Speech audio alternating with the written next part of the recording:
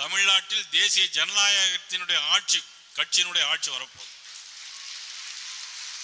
April 20ஆம் தேதிக்கு மேல நீங்க குறித்து முருகனுடைய சன்னிதானத்திலிருந்து நான் சொல்றேன். ஏதோ சொல்ல வேண்டும் என்பதற்காக மட்டும் சொல்லவில்லை. நமது கூட்டணி கட்சியினுடைய தலைவர் அண்ணன் EPS அவருடன் நான் பேசியிருக்கிறேன். கூட்டணியுடைய யாரெல்லாம் வருவார்கள் என்பது வேறு விஷயம்.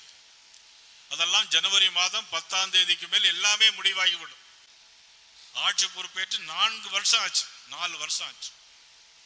என்ன செஞ்சாங்க? ஒண்ணுமே செய்யல. அவருடைய மகன் உதயநிதி ஸ்டாலினை துணை முதலமைச்சர் ஆக்கிறார், அவ்வளவுதான். மருமகன் சபரீசன் பின்னால் இருந்து இன்னைக்கு 50,000 கோடி ரூபாய்க்கு மேல சம்பாத்தியம் பண்ணியிருக்கிறார். அதுக்கெல்லாம் ஆட்சி மாற்றம் வந்த பிறகு அதுக்கெல்லாம் அவர்கள் பதில் சொல்லியே தீர வேண்டும். நமது ஒரு சுற்றுப்பயணம் ஆரம்பிக்க இருக்கிறோம். எந்த கால சூழ்நிலையை ஆரம்பிக்க இருக்கிறோம்? இந்த ஆட்சி மிகப்பெரிய வெறுப்பை சம்பாதிக்கிற சூழ்நிலை. கள்ளக்குறிச்சியில் 65 பேர் கள்ள சாராயம் குடி திறந்தார்கள். 10 லட்சம் ரூபாய் கொடுக்கார். சாராயம் குடிச்சு திறந்தா 10 லட்சம் பேர் முதலமைச்சர் கொடுக்காங்க. ஆனா யாராவது ஆக்சிடென்ட் இறந்து போயிட்டா 2 லட்சம் 3 லட்சம் கொடுக்காங்க. அப்ப இந்த ஆட்சி என்ன ஆட்சி இது? சாராயம் குடிக்கிறதுக்கு 10 லட்சம் ரூபாய் கொடுக்கறாங்க. சாதாரணமா இறந்து போயிட்டா 2 லட்சம் கொடுக்காங்க.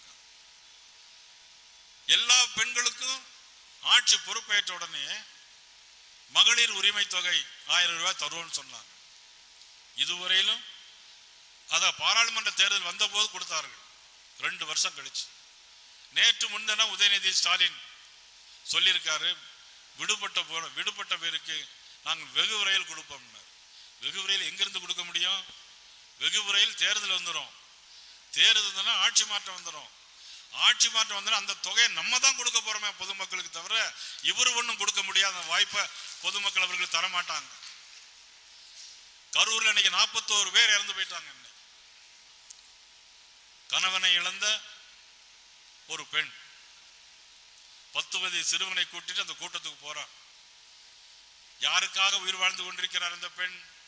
அந்த 10 வயது சிறுவனுக்காக உயிர் வாழ்ந்து கொண்டிருக்கிற ஒரு பெண். தன் கண்டு முன்னாலேயே 10 வயது சிறுவன் சாகிறார். யார் காரணம்? கரூரில் இருக்கிற செந்தில் பாலாஜி காரணம். இது மக்களுக்கு தெரியாதா? எல்லாருக்கும் தெரியும், நாட்டுக்கே தெரியும். இந்த மாதிரி சூழலில் நாம் தேர்தலை சந்திக்க இருக்கிறோம். அவர் கூட்டணியில் ஏற்கனவே இருந்தார். EPS முதலமைச்சராக வருவதற்கு உள்துறை அமைச்சர் அவர்கள் சொன்னால் நான் ஏற்றுக்கொள்ள என்று சொன்னாங்க. இப்போ மாற்றி சொல்கிறாங்க. அது அவங்கள்ட்ட தான் நீங்கள் போய் கேட்கணும்.